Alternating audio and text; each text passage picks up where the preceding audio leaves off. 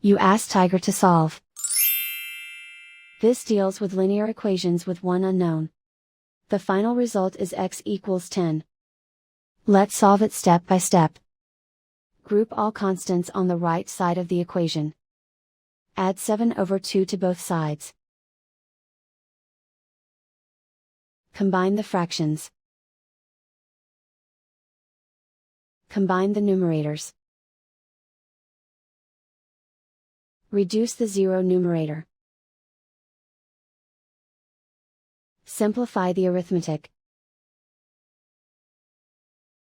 Convert the integer into a fraction.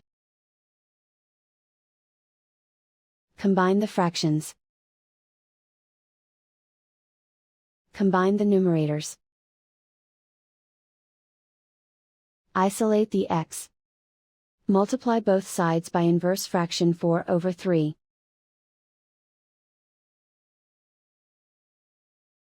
Group like terms.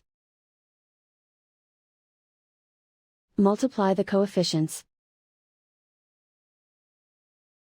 Simplify the fraction. Multiply the fractions. Simplify the arithmetic. And so the final result is x equals 10.